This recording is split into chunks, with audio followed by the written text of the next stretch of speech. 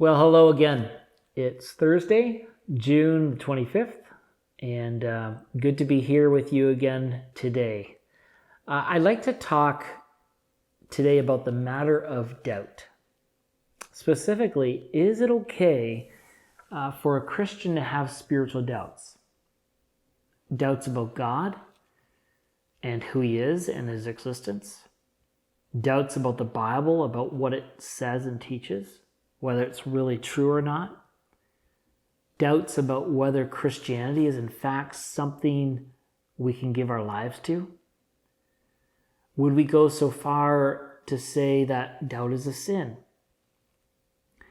You see, to doubt is to have the feeling of uncertainty or having a lack of conviction, to believe that something might not be true, to have a lack of confidence in something.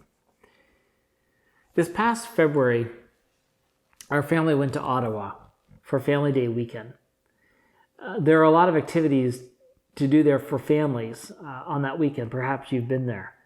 And one of the days we went to Snowflake Kingdom, where there's several fun activities to do, including a 600-foot zip line, which looked like a lot of fun from the ground. When my kids and I finally made it to the place where they put the harness on you, I was doing okay. It was when we made our way up the steel scaffolding, 8 to 10 stories high, that's when I began to feel somewhat uncertain. I looked around and I saw all these heavy-duty cables anchored into the ground, stabilizing and securing the steel structure. I knew that many hundreds had gone before me without incident. But there was still an uneasiness. Will it hold? Or will something give way? As you can tell, I'm not a real fan of heights. I wasn't feeling real secure. I did not have my complete faith and trust in the very thing I was walking up, entrusting my well-being to. Now, doubt, which I was feeling, is not the same as unbelief. If I didn't believe the scaffolding could hold me or my kids, I simply would have not purchased those tickets and would have not stayed in that long line. My unbelief would have caused me to determine it would not hold me in spite of what I could see with my eyes. It would be a determined belief to see otherwise. And in the end, I did make it to the top. They hooked my harness up to the zip line and said, go.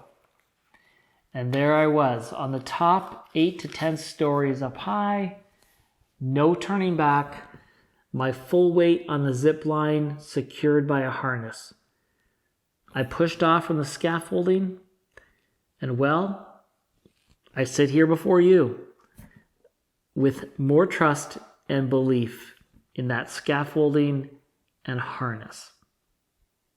Now that's a real life example of doubt, of having a deep feeling of uncertainty. But what about when it comes to having a deep uncertainty or a questioning of our beliefs? When you know in your heart that something is true, but you're having a hard time convincing your brain. Or you can see the evidence of truth in something, but your emotions and heart just won't leave you alone. When there's this underlying sense of uncertainty. For many, the presence of guilt results in fear and guilt. Or presence of doubt results in fear and guilt. There's an internal voice that says, it's wrong. It's wrong to doubt. It seems as though it's a blatant sign of disrespect to God. And we may conclude that having doubt is the absence of faith. Doubting may leave us feeling vulnerable. It may leave us feeling confused. So is it okay if you have spiritual doubts? So what does God's Word have to say? Well, let's turn briefly to God's Word. one thing we learn is that on several occasions, men and women of God experienced doubt. Of course, there's the most famous example of a disciple named Thomas. He was very close to Jesus, but after Jesus was crucified and buried, Thomas doubted Christ's power to return from the dead.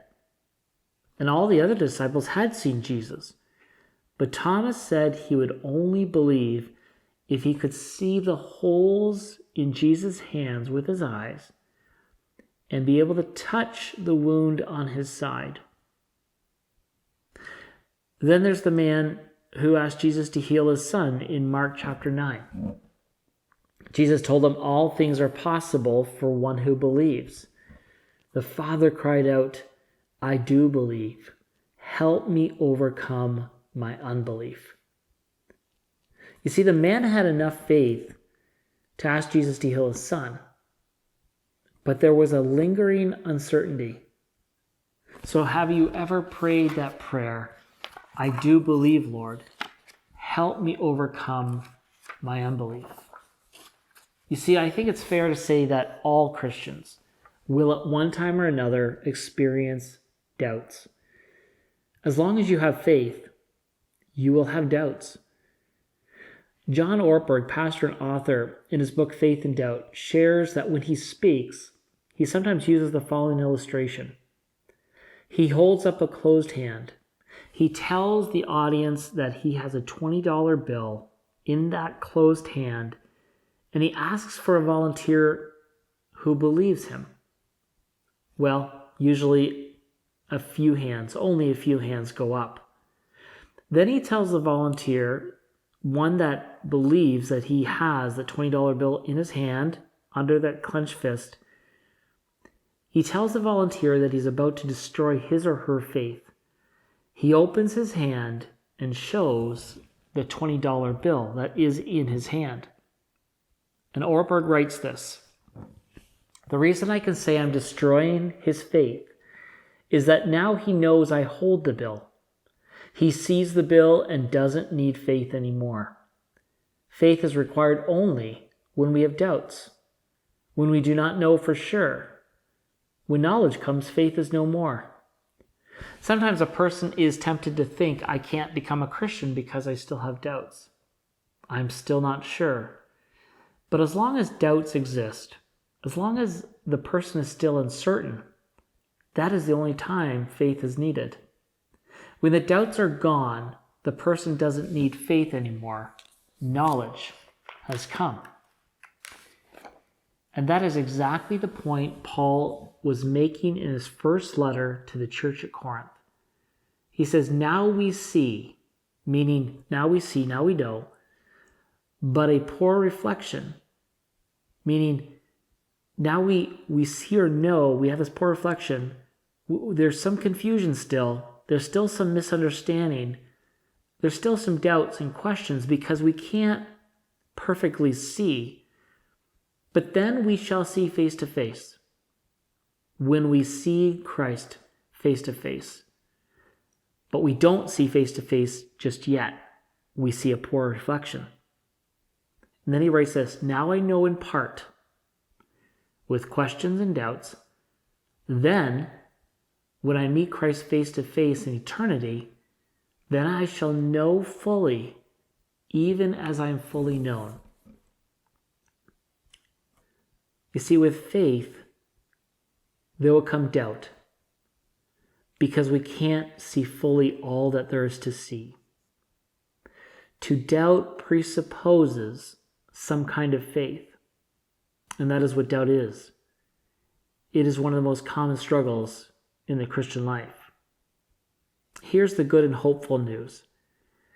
Often our doubts lead to real, honest questions, which leads us to a deeper understanding of who God is, which leads us to a deeper trust, creating in us a deeper hunger to know Him and a longing for that day to know Him fully. I'm going to say that one more time. Our doubts lead to real, honest questions, which leads us to a deeper understanding of who God is. which leads us to a deeper trust, which creates in us a deeper hunger to know him and a longing for that day to know him fully. So in the face of doubt, may I encourage you to immerse yourself in God's word. Study it. Pray for understanding.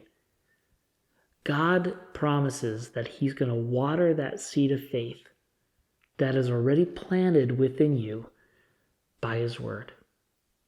May the Lord bless you in your journey with him. Peace.